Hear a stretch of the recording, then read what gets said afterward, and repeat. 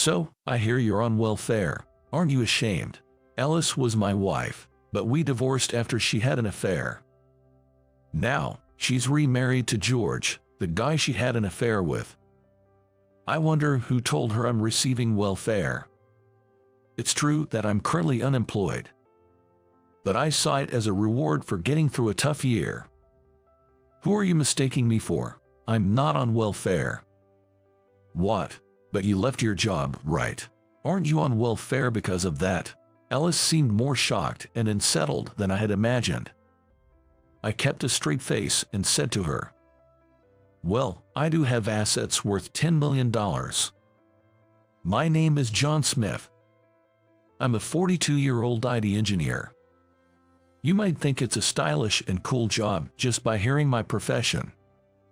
But my daily life as an IT engineer was somewhat lackluster. I live quite far from downtown, so my commute is lengthy. Every morning I woke up early and spent 2 hours commuting by bus and train. I worked quietly, and if I missed the last train due to overtime, I stayed at a cheap inn because I couldn't afford a hotel. I didn't drink and interact much with colleagues, so my days would end with just the commute between home and office. Once I got home, I would seclude myself in my room and delved into developing cell phone apps as a hobby. Some apps I've developed were already released and used by many. I wasn't into gambling or investing, but maybe buying lottery tickets every New Year's Eve was an exception.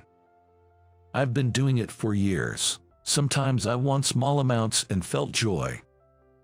My life was monotonous and solitary, rarely sharing happiness with anyone. I guess days would pass as it was, and I'd age.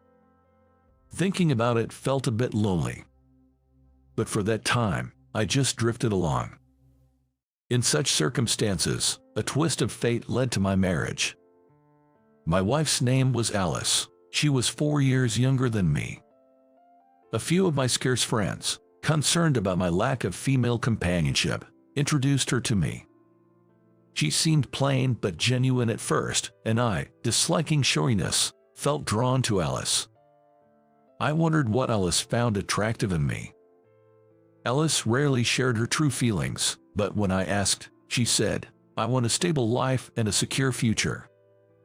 Both Alice and I had long passed the usual marriage age, and felt quite anxious about our futures. With the thought of this could be our last chance for marriage, I proposed, and Alice thought along the same lines. Maybe Alice would have married anyone who proposed. So, we got married and started living in the 2-bedroom house I had rented as a bachelor. I wanted children, but Alice was already in her late 30s, facing the risks of a late pregnancy. It's going to be tough having a child at our age. Imagine our age when the child turns 20. There's no upside to it, so let's not push for kids. I felt disappointed, but Alice's point seemed valid, so I gave up on the idea of children. Without the cost of raising kids, we could manage on my salary alone. But that's only because I led a simple life without expensive hobbies. The woman next door had a beautiful bag. I'd love one like that. A designer bag. We don't need something so pricey. There are plenty of affordable bags that would do. You're really dull, you know that. Is your life even enjoyable? According to Alice, the more money you have, the more enjoyable life is. Saying that my salary alone couldn't provide a fun life, Alice started working part-time at a local supermarket. The supermarket opened at 10 a.m., but she had to be there by 9 a.m. for opening preparations. Her shift varied, so sometimes when I get home early, she wasn't back yet. On those occasions, I would quickly whip up something to eat using whatever was in the fridge. My cooking was quite popular with Alice, especially when she returned exhausted. I wondered how much Alice was earning. Since she didn't share her earnings, I had no idea how much discretionary money she had. But seeing her buy several of her favorite brand bags and upscale cosmetics, I guessed she was working pretty hard. I didn't mind how Alice spent the money she earned through her efforts. Sometimes I wondered if we were truly happy in our marriage. I had no complaints about Alice, and she seemed to live freely. But we were not the couple who fell passionately in love. The truth was, both Alice and I felt like we were missing something in our lives. I first noticed a change in Alice about 6 months after she started her part-time job. I didn't have a strong desire to excel at work, so I tried to leave on time without doing overtime. But due to my long commute, I usually got home around 8 or 9 p.m. However, Alice no longer greeted me when I got home. "I'm really busy with work. These days, the supermarket stays open until 9 p.m. After that, there's a lot of prep for the next day and handovers to be done." Despite having started the job just 6 months ago, I was impressed that she had become such a valuable team member. "Well, that's great you're enjoying your job. We don't have kids, and I can take care of myself. Keep up the good work." Alice replied with a thank you and a smile, and ate the late dinner I had made. One Sunday, while I was cleaning the yard, our neighbor, a gossip lover named Susan, approached me. "Hi John, is your wife working today?" "Yes, she hardly gets any days off, but she seems to be enjoying her work, so I'm not worried." "Oh, is that so? If the husband is okay with it, maybe I shouldn't say anything." "What do you mean? Is something wrong with my wife?" Susan looked around nervously to make sure no one was listening, then whispered, "Your wife is having an affair with the supermarket manager. Several people have seen them together." I felt like I had been hit on the head. Alice is having an affair. I had naively reassured myself that Alice, being a plain woman, wouldn't get involved in such things with other men. However, lately, her makeup and clothes have become more flamboyant. Perhaps men who like flashy women would be attracted to her. But that doesn't mean I can easily accept such a story. No way, my wife would never do that. I trust her. "You're naive, aren't you? Anyone who sees her flashy getup these days would notice. You should confront her about it." Indeed, Alice had lost the simple charm I loved, and had completely switched to a flashy style. If this change was to please her lover, I couldn't ignore it. I immediately confronted Alice about the affair. Alice admitted to the affair without hesitation. "I want a divorce. I love George, the manager. For the first time in my life, I feel truly alive and in love. Marrying you in a hurry because of our rage was a mistake." How could she say something so cruel? Was our married life really that unenjoyable? I thought I had done everything I could for Alice, making compromises where possible. To be told that our marriage was a mistake. Feeling angry, I clenched my fists, trying hard to stay calm. Alice, seemingly indifferent to my feelings, suddenly stood up and went to the bedroom. Unable to bring myself to sleep in the same room, I spent the night on the living room sofa. The next day, Alice said, "We need to cool off a bit," and went back to her parents' house. A few days later, a woman claiming to be George's wife came to my house. "Hi, I'm Linda, George's wife. My husband wants to divorce me, and it seems your wife is the reason." I listened to Linda's story in detail. George and Linda had a 5-year-old son and a 2-year-old daughter, and Linda's days were consumed with childcare. "My husband's feelings have drifted away. He says he no longer finds me attractive now that I've become more of a mother than a wife. He told me he wants to live with the person he loves, so we should get divorced." George's selfish logic infuriated me. If Linda and I had done something wrong to our partners, I would understand. But we hadn't done anything wrong. At most, our plain and steady lifestyles led to a lack of excitement. What does he mean by "I want to live with the person I love, so let's get divorced"? For Alice, I was just a boring existence, as Linda was for George. "If we divorce, I will demand alimony from your wife. You should also claim it from George. They'll probably marry each other, but I don't want them to have an easy start to their marriage life." I felt the same way. Linda was being discarded by George, and I was being abandoned by Alice. Meeting Linda and talking to her helped me decide the divorce with Alice. I understand. I will also claim alimony from George and my wife. You should do the same, Linda. Money alone can't make people happy, but it's better to have some. Let's seek our own happiness. So, Alice and I got divorced, and Linda did the same with George. Alice and George quietly paid the alimony and child support we demanded. It was as if, now that they had found their true love, money didn't matter to them anymore, and no words could reach them in their delirium. I just wanted to say, do whatever you want. Alice and George moved out of town and started living in the next town over, and I threw away everything Alice had used and started a new life.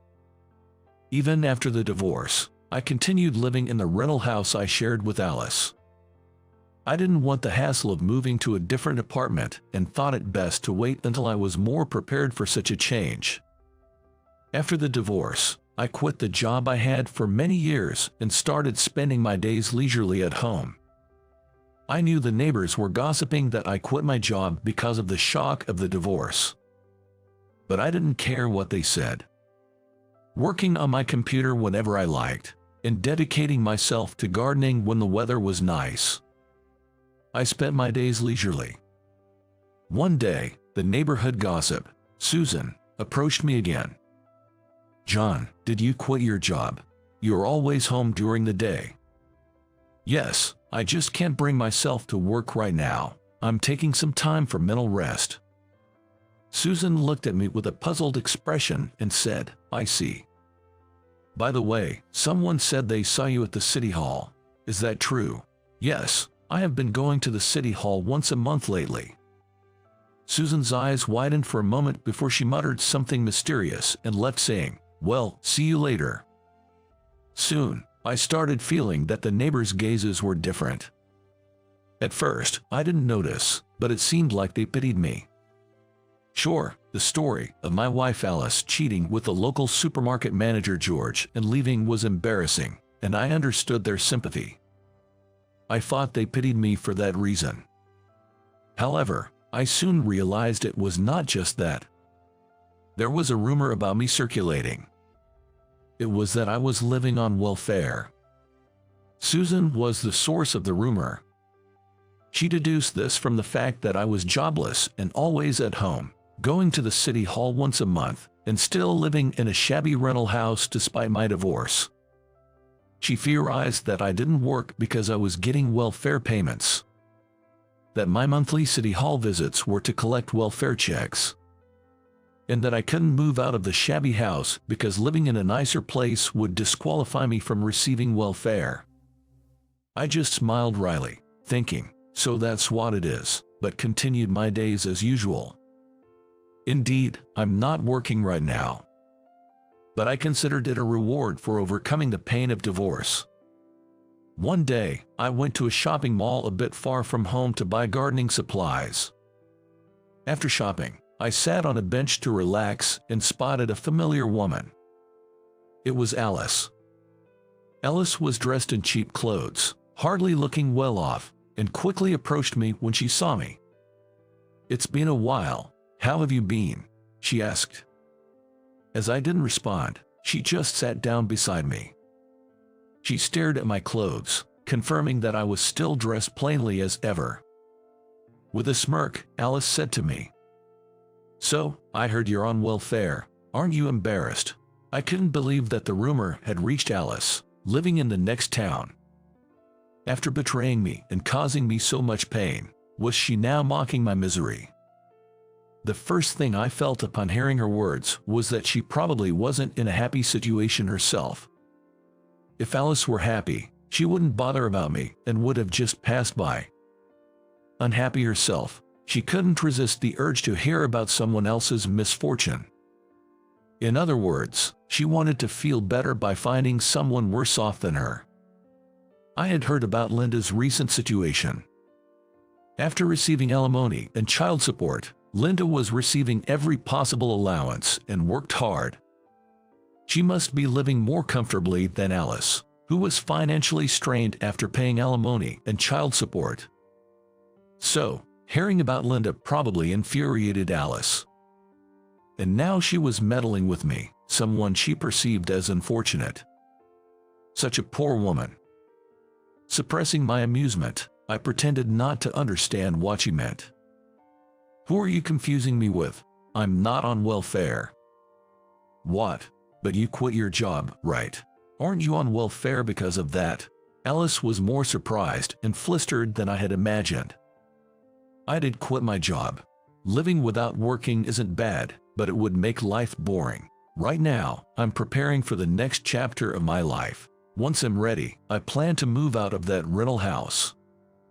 Alice's face turned increasingly anxious. How can you live without working? And I heard you go to the city hall once a month. Isn't that to collect welfare? Susan's notorious gossiping. I didn't expect the rumor to be this detailed. I explained to Alice deliberately.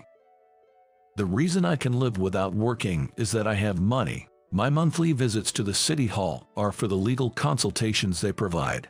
I've rested enough and I'm thinking about starting a business. Money. Starting a business. Alice became more confused. Weren't you just a regular employee with hardly any money, and you quit your job, starting a business? Are you crazy? When we were married, I had given Alice access to all my savings accounts. So, she knew very well that I didn't have much money back then. In her mind, if I had money, she wouldn't have left me for George. Keeping a straight face, I told Alice. Well, I do have assets worth $10 million. Alice's mouth dropped open in disbelief, uttering a stunned what? Yes, I now have assets worth $10 million. Let me explain how it all happened. I think I mentioned before that I have a hobby of buying lottery tickets. I've never gambled on things like casinos or horse racing, but lottery tickets are a kind of gamble in a broad sense. You buy a ticket and get to dream big until the day of the draw. I used to spend about $1,000 a year on lottery tickets, saving up my allowance. While married, I gave up buying lottery tickets to help ease the family budget, thinking about our family's future. But after the divorce, such considerations didn't matter anymore. 2 months after separating from Alice, I casually went for a walk and ended up in the shopping district. There was a long line in front of me, and when I peeked, it led to a lottery ticket booth. Oh, the New Year's lottery tickets are on sale now. Feeling an urge to buy due to the long wait, I rushed to an ATM and withdrew $2,000. I handed the $2,000 to the ticket seller, who smiled and said, "I wish you luck." Somehow, it felt like there was a halo around the vendor's head. From that moment, I had a strange premonition and started attending seminars for people wanting to start their own businesses, with no real basis for my actions. To make room for new beginnings, I cleared out old items I had kept for memories. I sorted out the past to start anew for myself. Then, on the lottery draw day, I checked the official website and confirmed that I had won a total of $10 million, including the front and back prizes. Despite my strange premonition, I never really thought I would actually win. The emotions were beyond just happiness or surprise. I probably spent half the day in a daze. Having received $10 million, I tried not to change my life drastically. I kept the win a secret to myself. I didn't even tell my parents about it. I knew that if people found out, suddenly unknown relatives and best friends would appear out of nowhere. Building a mansion would have been a dead giveaway. I decided not to indulge in frivolous luxuries, saving the money for what I truly wanted to do. First, as a reward for years of hard work, I took some time to relax. I resigned from my job and spent more time gardening, basking in the sunlight. Gardening turned out to be quite interesting, and my small garden soon bloomed with vibrant colors. After 2 months, I got bored of resting and began looking for collaborators to prepare for starting my own business. It felt like my unremarkable life and the failure to find a good partner were trials for this reward of $10 million. Being able to tell Alice about my assets now is like a reward from God for all the hardships I endured. Another stroke of luck was that the lottery win happened after our divorce. If I had won it while I was married to Alice, she would have probably squandered it. Eventually, Alice came to her senses and started interrogating me fiercely. "Why didn't you tell me you had assets worth $10 million when we were married?" Alice asked. "I didn't have such assets while we were married, but I had no intention of clarifying that." I feigned ignorance and smiled.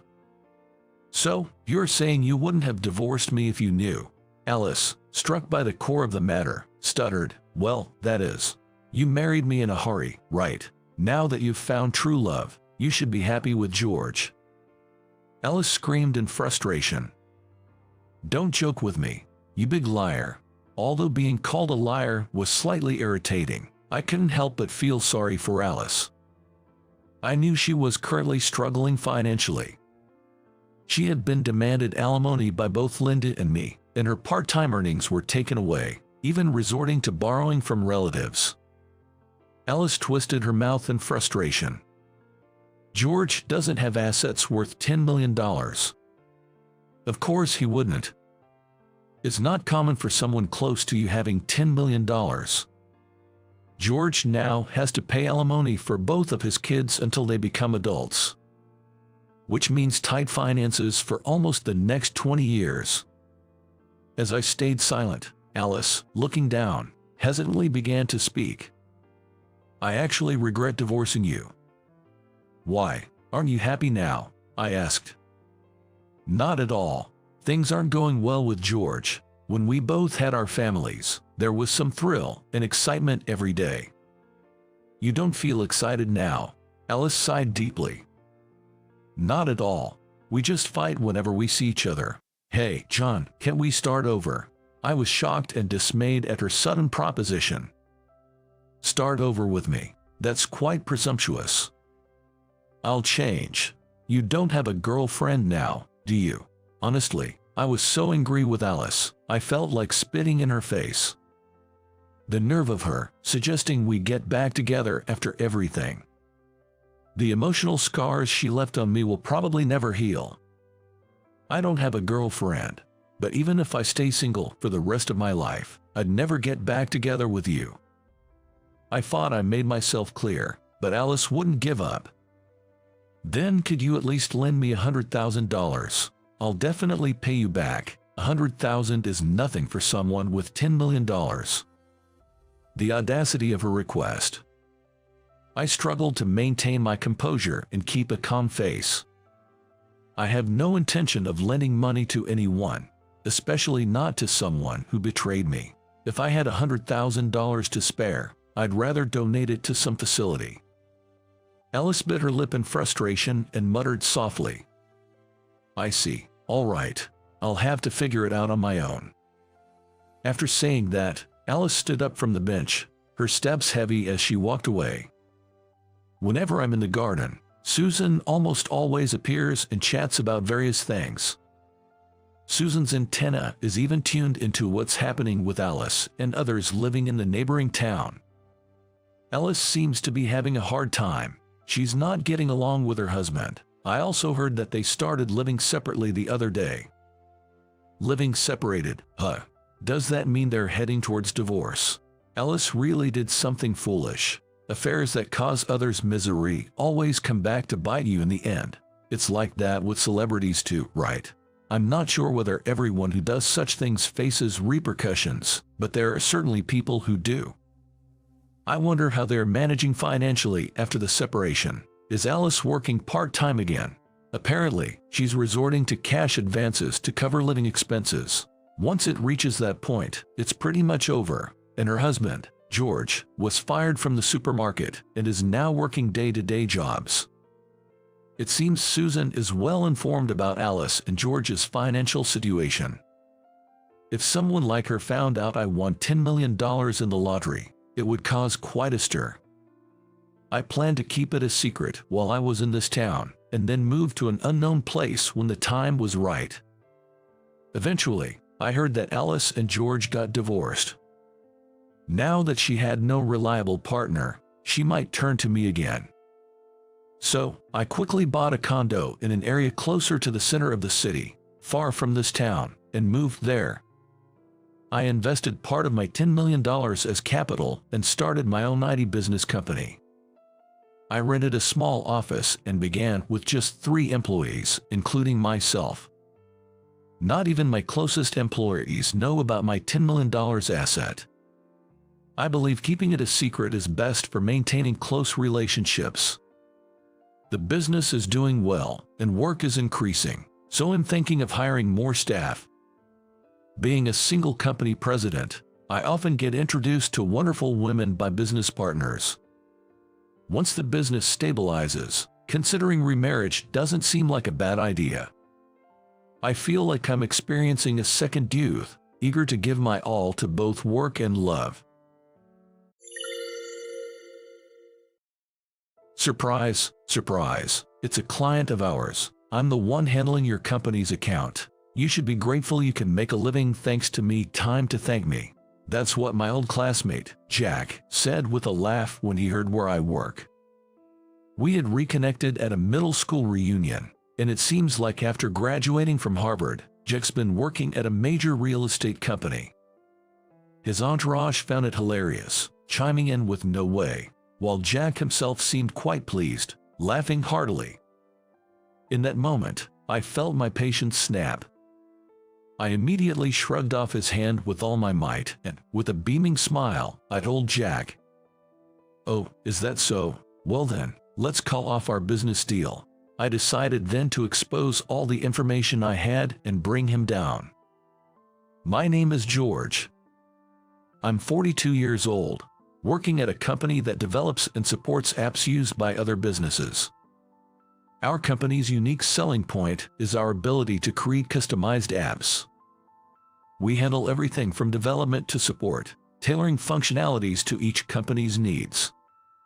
We're popular among businesses wanting apps customized for their specific requirements, and we do make a decent profit. Now, I find great satisfaction in my work, but originally, I wasn't interested in app development.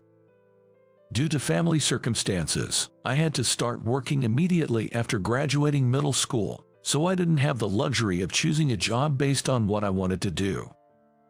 Back then, my choices were based solely on salary and benefits, and I sought positions that didn't require a high school diploma.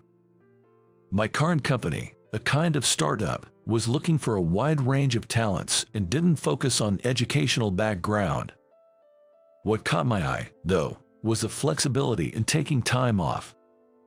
I applied right away, though it seems they weren't expecting a middle school graduate to show up.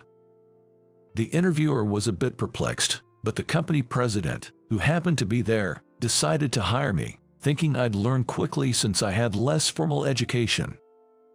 The reason I had to work right out of middle school was my father fell. My mother had passed away from illness before I even started elementary school. After that, my father threw himself into his work, as if to escape the pain. But the loss of his beloved wife took its toll.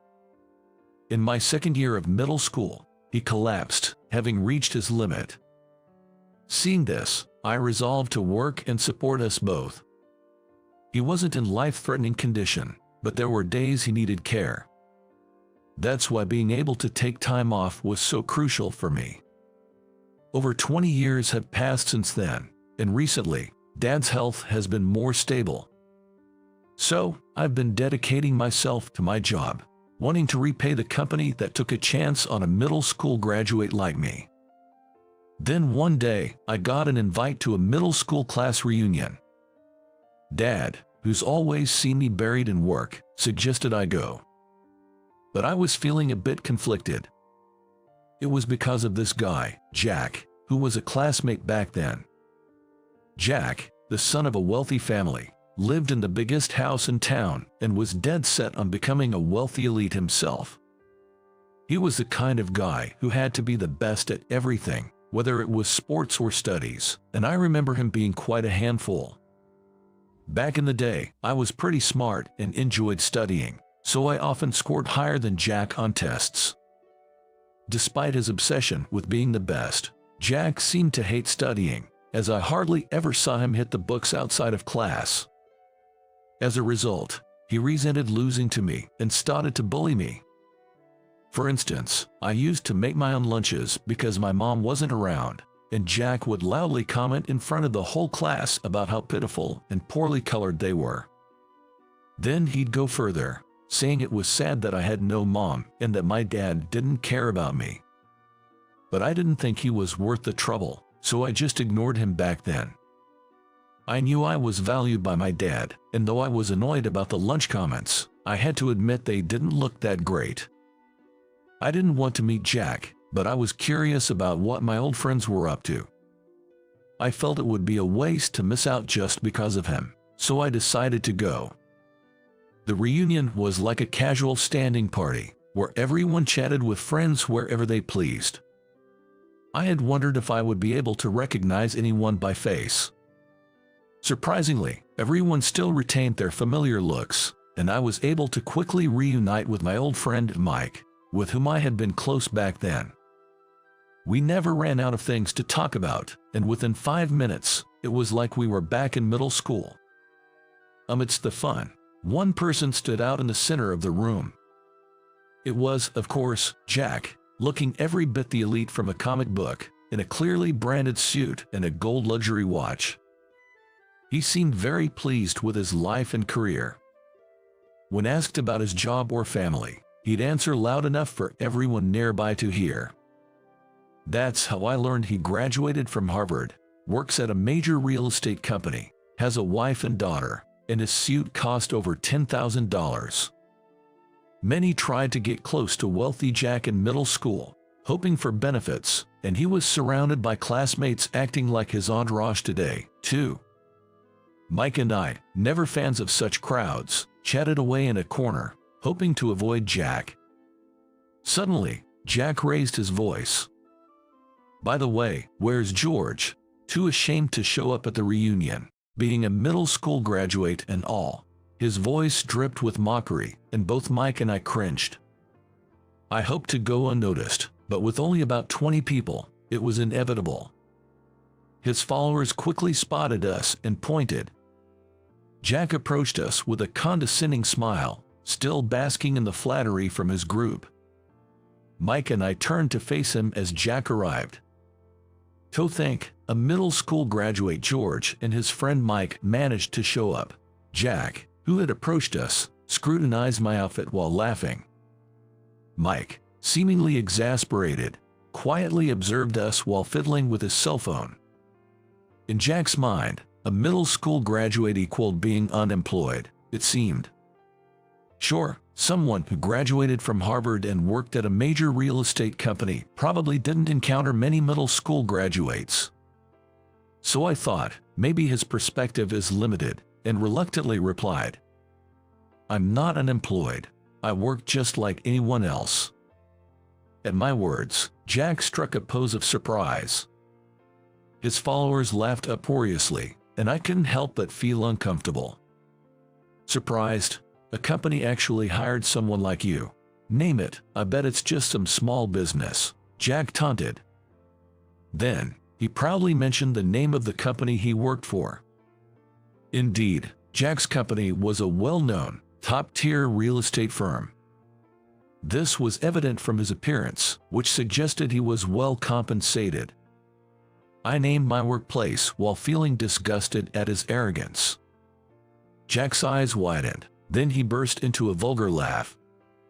"Surprise! You work for one of our clients," he exclaimed. "I handle your company's account. You owe your livelihood to me, so thank me." Suddenly, Jack grabbed my head. I never expected him to resort to physical force, and I was shocked as I tried to pry his hand off. His followers were laughing, saying no way, and Jack seemed to be in a good mood, laughing along. That's when I heard my patience snap. I swiftly shrugged off his hand, smiled broadly, and told Jack, "Oh really? Then let's call off the deal." Jack froze, mouth agape, seemingly confused by my sudden change in demeanor or my words. What are you talking about? You can't have any say in the dealings, can you? Jack clearly thought I had no involvement in his company's dealings. So, with a sigh, I began to explain about the business transactions. Dealing with your company's representative is always a hassle. It's a hot topic at our company. You always look down on us, keep changing your demands, and refuse to pay extra fees. Actually, I am at the core of app development for Jack's company, and also the project manager with the authority to continue or terminate deals. Originally, I was just a manager, but due to the poor attitude of Jack's company, the president told me I could stop negotiations if there were no improvements. Jack, the representative, always acted like he was doing us a favor by using our app, looking down on our company. He demanded additions of new features free of charge, and even after we added features he requested, he would change his mind, saying he didn't need them after all. Such selfish behavior. As I shared this, Jack's face turned pale. Still, he seemed not to grasp the situation fully. Jack glared at me and, trying to mask his unease, raised his voice. So what? If you stop dealing with a company as big as ours, it's you who'll be in trouble. True to form, Jack, oblivious to his position, prompted me to inform him of the reality with a chuckle. Really, if this deal gets terminated, I think it's you who will be in trouble. If you can't use our app anymore, you'll have to change your entire real estate management system. That would certainly jeopardize your position, wouldn't it? Seemingly struck by realization, Jack's eyes darted back and forth. The app his company uses was specially developed by ours. Given that they're a major firm with many properties to manage, our app was the solution to their problem of managing with existing apps and services. However, if our deal ends, Jack's company won't be able to continue using our app. If the company as a whole decides to do so, it might not be a problem, but if it's due to Jack's attitude, it would be a significant issue. Jack would have to take responsibility. Finally grasping the gravity of the situation, Jack still couldn't believe what he had done. "Shut up, there's no way you could do that, you're just bluffing," he shouted and suddenly pushed me on the shoulder.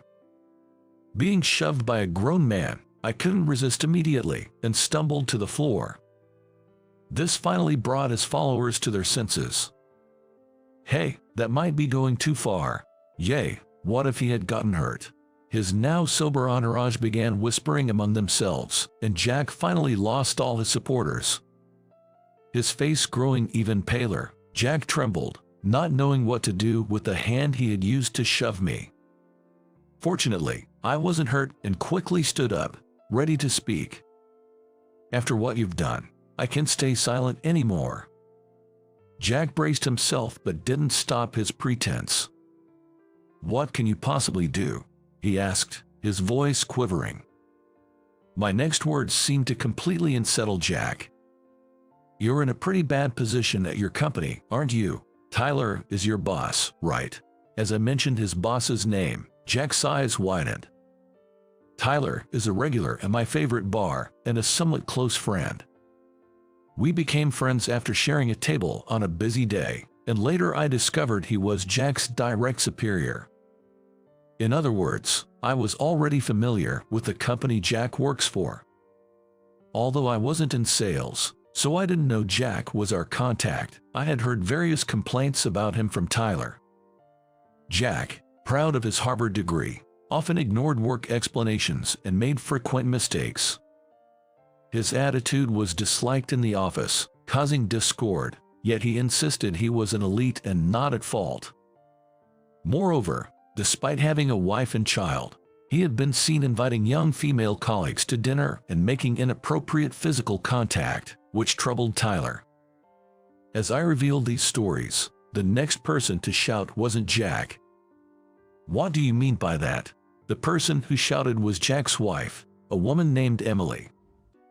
Actually, Jack's wife was a middle school classmate of mine, and she was also attending today's reunion. Jack was at a loss, flustered by his wife's angry yelling. You said things were going well at work and that's why you came home late. But to think. His wife yelled hysterically, almost lunging at him. Jack, angered by his wife's reaction, replied loudly. Do you really believe what this middle school graduate is saying? Jack exclaimed. However, it seemed his wife had her own side of the story, and their argument escalated quickly. Apparently, Jack hadn't been showing his wife his paycheck, and hadn't been contributing much to the household finances. His wife harbored suspicions, and today's revelations seemed to have been the last straw. From what Tyler said, Jack's company is quite a respectable firm. His late arrivals at home were probably not due to work, but rather, spending time with other women. And if he showed his paycheck, the lack of overtime pay would reveal that he wasn't working late. He probably hadn't shared his paycheck to avoid being exposed, but it seemed to have backfired. As his wife loudly demanded an explanation, Jack desperately tried to make excuses. Amidst the chaos, I made a call to my company. Even though it was a holiday, I figured our president, Matthew, might be at work. As expected, I got through to Matthew and explained the day's events. Therefore, I don't see any improvement in their attitude. I'm thinking of ending our business with them, I told him. Matthew agreed, trusting my judgment. He's always had faith in me, a middle school graduate who continued to improve skills and work diligently. He trusted my decision in this matter too, and I thanked him before hanging up. It wasn't just me who was troubled by Jack's unreasonable demands. Our sales team was often looked down upon and faced rude remarks and troublesome requests from him. Even if we stop dealing with such a troublesome company, we can still get requests from other companies. In fact, not having our time consumed unnecessarily might even improve efficiency, as I previously discussed with Matthew. After the call, I looked back at Jack, still arguing with his wife. The atmosphere around had turned sour as everyone seemed fed up with the situation. I decided to let Jack know one last thing during a break in their argument. I've got approval from Matthew to end our dealings. Your company will be notified soon. Jack, in disbelief, confronted me. There's no proof of anything I said today. I'll stop this from happening, saying you lied. He raged.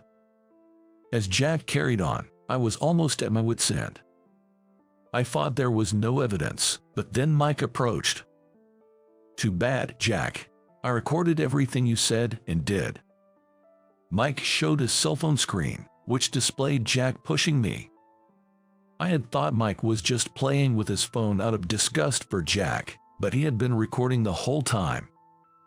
Jack used to make fun of me too, back in the day. Consider this payback, Mike said. Indeed, Mike, disliked by Jack for being friends with me, had also suffered from Jack's harassment as a result. Mike, coming from a single-parent home and making his own lunches, couldn't just ignore my situation.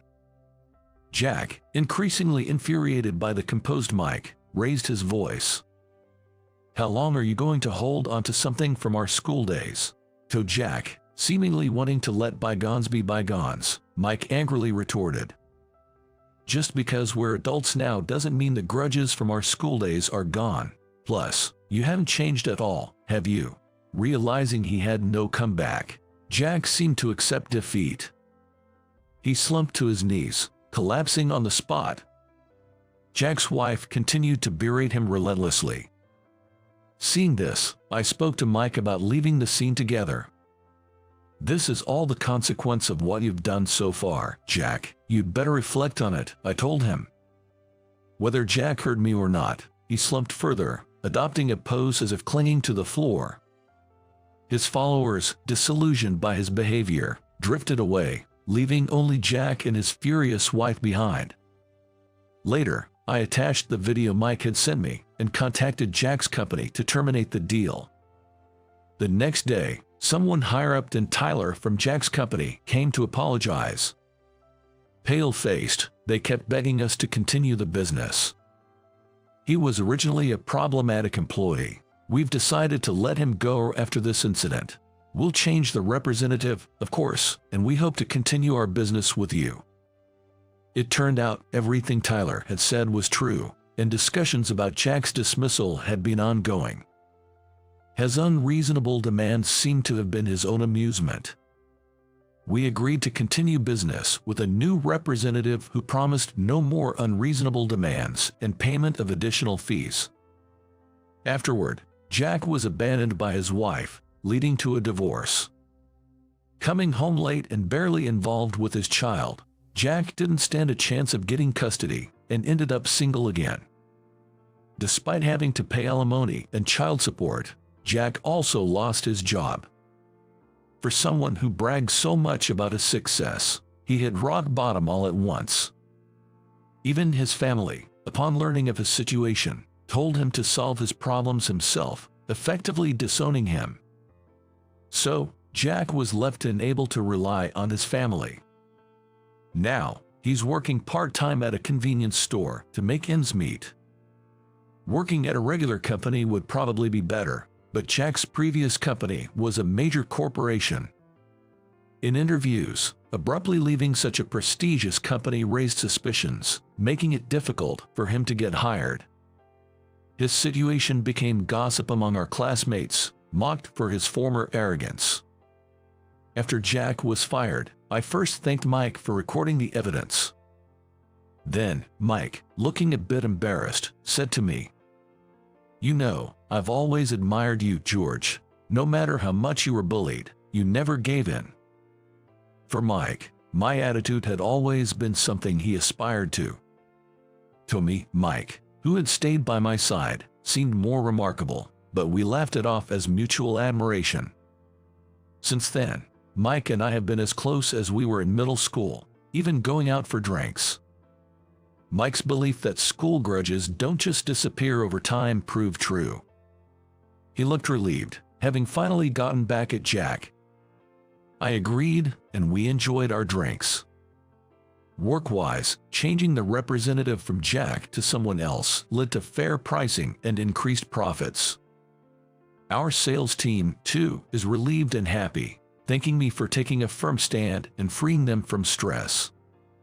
The president, seeing the situation, seems to have gained even more trust in me. It looks like he's even considering promoting me, which has really motivated me to put even more effort into my work. My father, in good health, smiles at my progress. I plan to keep supporting him and continue working hard, staying true to myself. Why do you spend money like that? It's my money, so I can spend it however I want. My name is Brian. I've been married for 6 months, and I was reaching my limit both mentally and physically. The cause of constant fights since our marriage was my wife, Karen's spending habits. As the daughter of a wealthy company president, she had received a substantial amount of money from her parents as a wedding gift. She used that money to buy furniture for our new home, as well as her clothes, bags, and shoes. She never cooked, instead buying ready-made meals from department stores every day. Taking advantage of the fact that I was away at work during the day, she even hired a housekeeper without consulting me. Why don't you understand what I'm saying? I'm just saying we don't need unnecessary things. Besides, you don't even work. You're the one who said it was okay for me to be a housewife. My wife became a full-time housewife immediately after we got married. I thought she did it because she wanted children, but it seemed like there was more to it than that. As I got busier with work and couldn't come home often, she started going out more frequently. I warned her several times, but she didn't listen. One day, she came home completely drunk, being carried by her girlfriends. I was surprised when I saw the taxi receipt. I asked her angrily, "Did you really come from such a far place?" She replied, "It's my money, so it doesn't matter." We had a big fight, and I couldn't take it anymore. I finally said the words that had been repeating in my head over and over again. "Let's get a divorce." Huh, why? I married you because I wanted to build a happy family together. as it is now, is not good for either of us. Well, what should I do then? You're an adult now. Figure it out for yourself. I yelled at my wife and stormed out of the house. At that moment, just being with her was painful for me. I took a train to my parents' house. We used to be so happy just being together when we first met. As I walked outside, I couldn't help but sigh. I remembered the time when I first met my wife. Brian, I've made the copies, and would you like some Morty? Thank you, you're always so thoughtful. She had joined my company as a temp worker. Despite being young, she was remarkably considerate, and despite the more than 10-year age gap between us, I was completely captivated by her charm.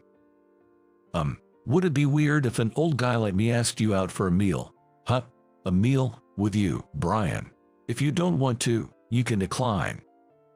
No, not at all. Thank you for asking. She smiled brightly and accepted my invitation. Thank you. Having a meal with you. I'm a bit nervous. I'm nervous too. After that, we went out for meals a few times. Do you mind if I don't pay? It's fine. I invited you. She always said that and took care of me. Thank you so much. She even gave me small gifts.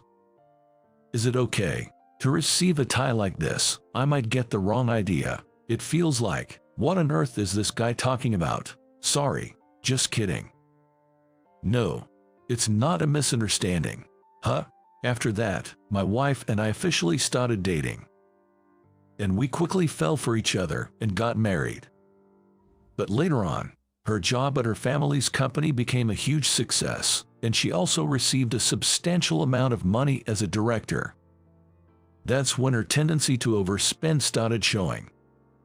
Her lack of attachment to money was astonishing, and I couldn't accept our differing values. So, we divorced easily, and she went back to her parents' house. What was she expecting when she married me? Even if I ask, she who's not here won't answer. There's no point in thinking about answers I can find. After that, my parents recommended a few arranged dates, and I went to meet several women. But each time, thoughts of my ex-wife crossed my mind. I tried cooking stew for the first time. How is it? It's delicious, really. Her smile had stuck in my head. No matter who I was with, all I could think of was my ex-wife. Why can't I forget about her so much? Even though we had such a terrible breakup. I wonder why. The bar proprietress at my regular bar tilted her head while pouring a whiskey. Well, maybe because there were good memories. Here you go. I took a sip of the whiskey that had been placed in front of me. For the next few years, I remained unmarried without remarrying anyone. As you get older, opportunities to meet women are not that common. Then, one day, on my birthday, I received a birthday card from my ex-wife. Happy birthday. I'm really sorry for back then, and thank you so much. I'll treasure what I received from you. What's she talking about? Something irreplaceable. Is she talking about memories? When we parted ways, I had given her a small amount of savings, and I hadn't given her anything else. I couldn't ask her, as the envelope didn't even have a return address. I didn't know her acquaintances or her family's contact information anymore. Had she grown older and was reflecting on things now? Thinking such things, I left the letter in my desk. On that day, as usual, I stopped by the bar on my way home from work. Good evening. The bar proprietress rushed over from the back of the counter. Welcome. Oh, by the way, I heard from a customer yesterday that your ex-wife's father's company, Ab Trading, seems to have gone bankrupt. Oh, really? I became curious about her. I wondered what had happened to her, someone who was so naive about the world, someone who had never experienced financial difficulties. Then, 3 years later, something unexpected happened. I received a letter at my home. It was in a plain white envelope with no sender's name. I had a strange sense of déjà vu and remembered Karen's letter. And I was shocked when I read that letter. I apologize for this sudden letter. I am your son. My son. I read those words over and over again. There shouldn't be any children between her and me. What on earth could this mean? As I continued reading the letter, I learned a shocking truth. My mother realized that she was pregnant with me right after divorcing you, but she didn't have the courage to tell you about it, and it has come to this day. My mother is sick. The doctor today said it might be life-threatening. Please, even if just for a moment, come and see her. And in the letter, there was a note with the address of a certain hospital and a room number. Is Karen hospitalized here? I was guided as if by fate and headed to that hospital. The hospital was close to her parents' house and was a large general hospital. I asked at the reception where the inpatient ward was and searched for the room number mentioned in the note. It's here. Nervously, I reached for the door handle. And then, she, lying in bed, said in surprise, "Why, are you here?" Seeing her like that, I was genuinely surprised. My ex-wife had become emaciated, with gray hair and wrinkles, looking like a completely different person from before. There was no trace of her former self. I received a letter from your son. Alex, you can't be. She opened her eyes wide and stared at me intently. It seems like you haven't remarried. No, Alex is your child. She explained what happened after we parted ways. After we divorced, it seems she realized she was pregnant shortly afterward. But she never told me that she had a child after our separation. My parents took care of the living expenses, so there was no problem. Of course, I thought a child needed a father, but I heard through the grapevine that you were going on arranged dates, so I didn't know what to do. She burst into tears and covered her face with both hands. I was surprised, but it's okay. Your health is not good right now, so please don't worry about it anymore. I couldn't grasp the reality, and that was the best I could say. Is he doing well? Yes. He gave up on going to college for my sake and is working, but I feel so sorry for him. She cried again, her face contorted. Why did you send me a birthday card? I asked curiously, and she replied, I was really out of my mind. I didn't mean to trouble you. I just suddenly wanted to express my gratitude for giving me that child. After her father's company went bankrupt, she quickly became poor, accumulated debt, and had a very tough life. She worked part-time at a fast food restaurant while struggling to make ends meet. I wondered if she had ever been to a fast food restaurant before. After her family's company went under, she was probably on her own, and she must have gone through a lot. Her worn-out appearance was probably not just because of her illness. I began to feel sorry for her and gently hugged her. Although it wasn't apparent from her appearance, her body was skin and bones, and it seemed like it could break with a little force. She had raised her son and lived as a mother with such a fragile body. I also want to do something for Alex as his father. I'm sorry. I couldn't rely on you until now. You were stubborn and never gave in once you decided to do something. I really regret not being more honest, she said in a small voice, still looking down. Can I meet Alex? Of course, he'll be here soon. My heart was pounding, and I felt like it was going to burst. It would be my first meeting with a son I never knew existed. He will accept me, won't he? And then, he casually came in. Mom, are you okay? The young man who entered the hospital room looked quite similar to me. Well, maybe his mouth area resembles her. Are you? My dad. It seemed like he had thought the same thing as me, and he was staring at my face in surprise.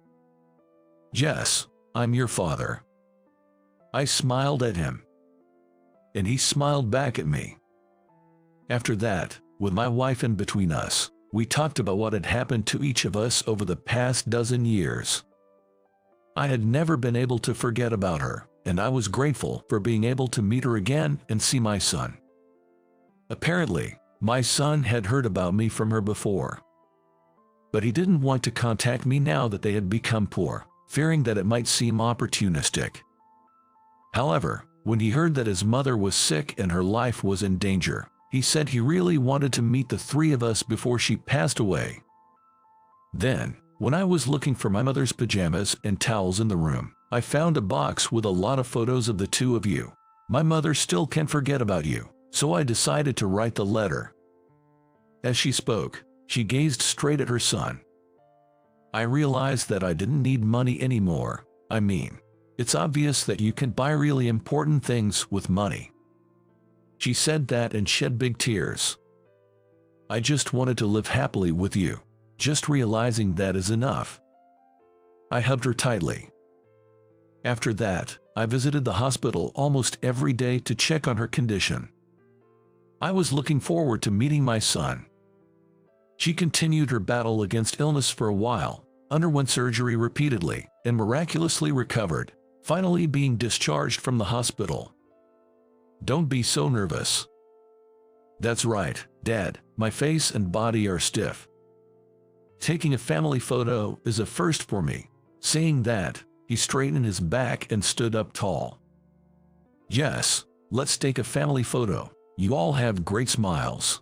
I got remarried later on, even though we didn't have a wedding ceremony, but for now, we decided to take a family photo with the three of us. Although I had been separated from my son and wife for a long time, I wanted to slowly fill in the gaps in that time. His annual salary is 3 months of mine. Well, everything he owns is pretty shabby. Haha. I was invited to a mixer just to make up numbers, constantly ridiculed by an acquaintance. In middle school, high school, and now at this mixer too. After all, I was nothing more than a foil for him. I want to escape this boring mixer. I want to go home early. Even someone like me takes pride in having a skill and doing a job that makes people happy. I'm done dealing with people who only see others for their status. My name is David. I'm currently 29, single. Ever since I remember, my parents had a workshop at home, making handcrafted bags to make a living. Using cowhide, they made wallets, card holders, handbags, backpacks, and various other items in their small workshop, always trying to create products that people would cherish. As an only child, I spent my time watching my parents work instead of playing outside. I was quiet and reserved. I loved watching every step of how they made each bag. When I was in 6th grade, I was wondering what to do for my summer project. My mom suggested, "Since it's your last summer in elementary, why not make something with cowhide as a keepsake?"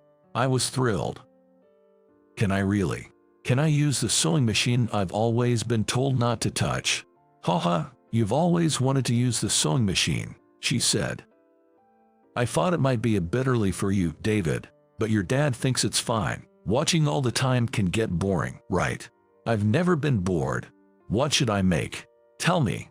For my last summer in elementary school, my parents, both bad craftsmen, taught me how to make small items from scratch. In less than 5 days, I finished making my first card holder. You finished it pretty quickly, David. Did you enjoy it? My dad praised. I've been watching all this time. I want to make more. Can I make a small wallet? Whoa, hold your horses. Making a wallet is tricky, he warned. I don't mind how many days it takes. I want to try. Teach me. Seeing how excited and happy I was about the first item I made, and how I was completely engrossed in it, my mom said, "It's perfect timing. Next year, you'll be in middle school and will need to carry money." I was thinking of buying you a nice wallet, my dad said. I don't need it. I don't need it. The one I make myself will be enough. Teach me. For my summer project, while my classmates did insect collections, puzzles of USA maps made from cardboard, and wooden dinosaurs and pagodas, I submitted my handmade card holder and small wallet. I wrote that my goal was to use them carefully when I started middle school, with the card holder taking 5 days and the small wallet 18 days to make. As a result, I was awarded the best work in school for the first time, and I rushed home to tell my parents. "You see, you can do it, David. That's my boy. Good for you," my dad said. "Your first self-made item won the best work in school. The teachers must have recognized your effort," my mom added. "It's a great memory for your last summer in elementary. Why don't you help out in the workshop sometimes?" I want to help. I want to learn all sorts of things. Throughout middle and high school, I cherished and used my self-made card holder and wallet until they were worn out. Surely they've reached their limit. It's good to take care of things, but this is a bit much. "Here, I made you a new wallet," my dad said, giving me a new long wallet. "What's this? It's so cool. Amazing. Thanks, Dad." The craftsmanship was on another level. I wanted to take it apart just to see how it was made. When I started college, I began using the new wallet. A unique, warm creation from my dad. But in my sophomore year of college, my kind dad suddenly passed away. I dropped out of college and started my life anew as a bag craftsman, learning the family business from my mom. A few years after I started working in the workshop, a regular customer who sometimes visited to buy products came along. He worked at a nearby publishing company. His name was Sean. Finding out we were the same age, we got along well and became friends outside of business. Sean, intrigued by the demeanor of my mom and me working in the workshop, would come to watch us. "Today, I brought some cream puffs from Moon Bakery. They're really delicious. Please have some with your mom." Occasionally, he would bring snacks and seemed to enjoy talking to me. And since he would buy products we made in the workshop, he was a much appreciated presence. We've been acquainted for over 5 years now. Out of the blue, Sean brought up this topic to me. "David, are you interested in mixers?" "No, I've only been invited 2 or 3 times during college. I'm not really good with such settings because of my personality. It's tough, but I need someone to fill in. Could you come? I'll probably bring down the mood, you know, despite the kind invitation." "It's okay. I'll handle it. Don't worry." Unable to refuse properly due to our important customer relationship, I ended up participating in a mixer I was uncomfortable with. The setup was 5 men and 5 women. And it was happening in just 5 days. Conveniently, it turned out to be a mixer with a perfect group of 5s. Mixer, here I go. For me, it was a sudden and overwhelming situation. But I thought, it's Sean's first favor, and I've been indebted to him. I should cooperate and give him face. The day of the mixer arrived. The meeting place was set for 5 p.m., starting with just the men at the meeting spot of the station, and then joining the women at 6 p.m. at an Italian bar on the sunshine side of the station's east exit. As I was preparing my hair and outfit at home to be presentable, I received a call on my cell phone. "David, sorry, I suddenly got stuck with an unavoidable job. Without you, I won't be able to talk to anyone." It should be fine. I've arranged for someone to replace me. Just go to the meeting spot at the station." No, how is that okay?" "Sorry, got another call, gotta hang up." A mixer without the organizer. Plus, I'm not good with the atmosphere of mixers or talking to people. All strangers, it's completely away game. Let's finish this quickly and go home. I had no choice but to brace myself for what was coming. I arrived at the meetup spot at the station. There were already 4 guys who seemed to be part of the group. "Hi, nice to meet you. I was told by the organizer, Sean, to come here. Aren't you David by any chance?" Kyle. "Wow, I can't believe we're meeting here. I was the one Sean asked to organize this. Man, it's been a while, hasn't it, since we graduated from high school." Among the guys at the mixer, there was Kyle, whom I knew from middle and high school. Back then, I was often teased by him and his group. Contrary to my inconspicuous self, he was a standout, excellent in academics. He was popular in the class. Honestly, he was someone I wanted to keep my distance from, but he always came up to me, spoke ill of me behind my back, lowering my reputation, and would show off his grades by comparing our report cards. He started introducing me to the other 3 guys, mentioning, "This guy, David, used his same old, shabby wallet and pass holder from middle and high school. Man, it was embarrassing." "What was it? When did you get it?" "It wasn't something I got. I made it myself for a summer project in the elementary school." Right. It was for a summer project in elementary school. Haha, David, you were really something. What about college after that? The other 3 guys looked at me with a smirk. "I went to art school but dropped out." "Dropped out, so just a high school grad. Must have been tough. We'll talk more about it later. Looks like the drinks will taste great tonight." I never imagined that Kyle, of all people, would be here. I felt overwhelmed, wanting to escape and head home immediately. We headed to the Italian bar where we were meeting the ladies. Throughout, Kyle kept prying into my current situation. "Do you know which university I went to?" "Yeah, I remember. You always had good grades."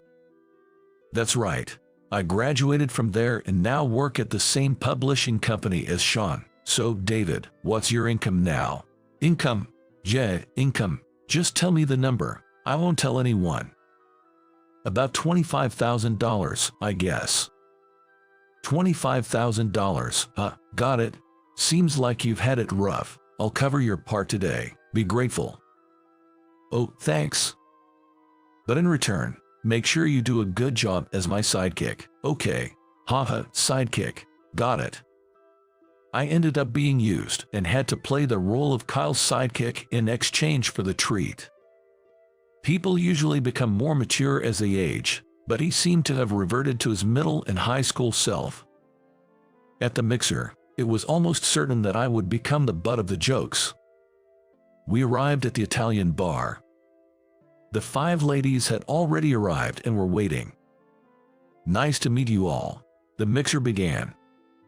I was surprised at how beautiful all the ladies were. Except for me, all the guys were in high spirits, and I felt out of place, just nodding along. Soon, Kyle started his extra introduction of me to the ladies. "This is David, a real tearjerker of a guy. In middle and high school, he used the wallet and card holder he made in elementary school until they were tattered." The ladies looked at me with a mix of pity and amusement, except for one who seemed unimpressed. "Oh, right, what about your wallet now, David? Show everyone." Reluctantly, I showed my long wallet. "Wow, still tattered, huh? That happens. It's something precious to me." Right, that makes sense. When you've struggled, you tend to cherish things more. And speaking of this poor guy's intriguing salary, a whopping $25,000, that's like my 3 months' earnings. No wonder his stuff looks beaten up. Haha. I've had enough. Just let him do whatever he wants. I couldn't help but feel annoyed with Kyle's smug attitude. "Excuse me, may I see that wallet?" A woman who seemed interested asked. "Sure, here you go." As Kyle said, "It's pretty worn out." Her name was Emily. Unlike the other 4 women who were used to mixers, she had been quiet from the start. She was petite, with her hair in a ponytail. Her natural makeup gave her a clean, fresh look. She was exactly my type among the 5 women. "Oh, I thought so. I have a handbag from the same maker as this one," she said. She showed me her handbag. I never expected to meet a woman carrying a handbag from our family's workshop. Their designs and durability are really great, aren't they? "How long have you been using this wallet?" "Well, I started using it in college, so about 9 years, I guess." Kyle, interrupting our conversation, said, "9 years, you should be able to afford a wallet like this, David," as he flaunted a famous French brand wallet on the table. There it was, Kyle's typical one-upmanship. In middle and high school, it was report cards, and now it's wallets. but I'm the one being treated. I have to play my part as the sidekick. Wow, Kyle, you're really something. When you show off a wallet like that, I'm speechless. But David, you seem to really take care of your belongings.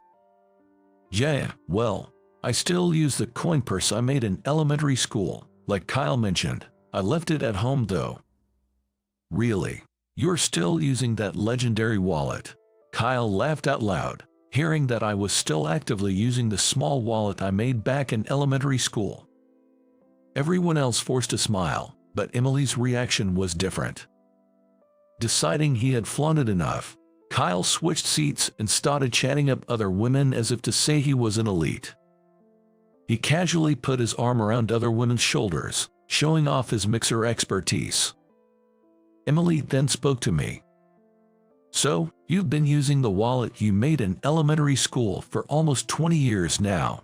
Yeah, about 18 years, I guess. It's a keepsake for my dad. This long wallet too. I see. Emily didn't ask anything more about the wallet or the bag. Tired of being one-upped and seen only for my status at this mixer, I didn't want to share more about myself and just wished for time to pass quickly so I could leave. As the first part of the evening was drawing to a close, a staff member from the Italian bar told me, "Your ride is here." "Your ride, David, you leaving already? What a downer," Kyle said. "Yeah, oh, please continue to enjoy your evening, everyone. I have some urgent work to attend to, so I'll be excusing myself," I said, standing up. "Mr. Brown, your driver is here. Please come this way to the car," said a uniformed female driver as she entered the bar. "What, Mr. Brown? What do you mean, David?" Kyle and the others at the mixer were shocked. "I just took over the family business." "Took over the family business, but you said your income was $25,000. Sorry, I'm not very smart. I didn't quite understand the subject. Multiply that number by 12, and it's about right." "Kyle, thanks for today. I'm heading out." "What? $25,000 is not your yearly but monthly income?" "Wait a minute." Just as I was about to leave with the driver, one of the women suddenly shouted, "I can't take this anymore. I'm leaving too." "What's going on?" People dining around us turned to look.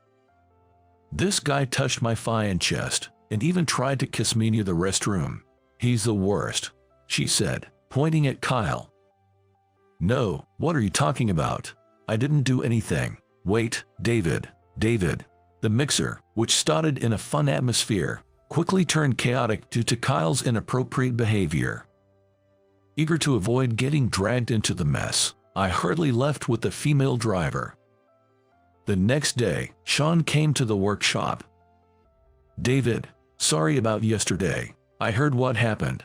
Never knew Kyle was your middle and high school classmate." "It's okay, I had to leave early for work anyway, but yeah, it turned into quite a scene at the end." "About that, Kyle really messed up. Turns out the lady he upset was a major client's daughter, and her father is furious. I heard Kyle was already under house arrest pending an investigation." Sean mentioned that with how fast news spreads in the publishing industry, Kyle probably wouldn't have a place there anymore. "Kyle is smart. What a waste." "David, I heard how Kyle was making fun of you the whole time. I'm really sorry for inviting you." "It's fine, but I think I've had enough of mixers. I'll pass on any future invitations." "Yeah, this will be my first and last time organizing one too. I hope you can forgive me." I changed the subject to lighten the mood for Sean, who looked truly sorry. "Oh, by the way, I met a woman yesterday carrying a handbag made by us. I could clearly see our logo. I definitely made that bag myself. It was a great feeling." I recounted the event to Sean. "Her name was Emily, I think. Didn't talk much, but she seemed shy and gentle. That bag was a gift from me 3 years ago. Emily is a childhood friend of mine, same age as us." "Is that so?" "Emily said she wanted to talk more with you. She was caught up in the chaos when that client's daughter caused a scene." "With me?" "Actually, Emily is a big fan of your products. She owns many of the small items and bags. I started visiting this workshop because of her. I didn't even know what it was before then. That's great to hear. I'll have to tell my mom. She'll be happy to know our products are cherished. Sean's mood seemed to lift as he continued. I might as well tell you, the mixer was actually to help Emily, a fan of you and your products, get closer to you. Sean, you think too highly of me. I blushed. Having never dated a woman before. That's not true. I've known you for over 5 years, and seeing your dedication to work and your personality, I thought you'd be perfect for Emily. Isn't a quiet, herbivore type girl your style, Sean? After a pause, I replied. Emily was exactly my type when I first saw her. Then it's settled. I'll let her know. That's how my relationship with Emily began. On our first date, she said, I have something I want you to see. This. To my surprise, she showed me a light pink long wallet, a color variant of my black one. It had our logo and the stamp my father had made. My wallet was worn out from daily use, but Emily's was like new, cherished, and used only on special occasions. It was a gift from her parents to celebrate her college admission. She had become a fan of our products and occasionally visited our workshop to buy bags and accessories. This was undoubtedly made by my father, who passed away 9 years ago. Look, my wallet has his stamp too. The design and craftsmanship are identical, just different colors. I even wanted to take this wallet apart to see how it was made. Haha, it would be a shame to dismantle such a special gift, but it's nice that we both use these wallets as a pair. I'm sure my dad in heaven would be happy to see this. It felt like fate that I would see a wallet made by my late father being used as a pair like this. This wallet has helped me a lot. Depending on the color, it's believed to attract work and wealth. It's been a charm for my mom and me to spread our products to the world. I've never made a better wallet than this. It's an insurmountable wall for me. I'm forever grateful to my father. I became an instant fan of your products too. The handbag you have, it's one you made. I can tell by the stamp. Did you know? I even have small items with your mom's stamp on them. So, you're a self-confessed superfan of our products. I took something out of my bag. Emily, as a token of our relationship, please take this. I finished it last night, sacrificing some sleep. Wow, a cute beige wallet. It's a mid-wallet type. The logo is a new design, and it has your stamp too. The material is cordovan, made from horse hide, which is 3 times stronger than cowhide. I'm not good with words, but I hope you'll consider a relationship with me. Emily was moved to tears. In general, the psychology behind giving a wallet is that it is something you always carry with you when you go out, so it can mean I love you and want to be with you all the time. Understanding the sentiment, Emily wiped her tears and replied, I'd be delighted. I will always be a fan of your products and now, a big fan of you, David. That's how Emily and I began our relationship. I had always treasured things, but from now on, I vowed to cherish this loving woman even more.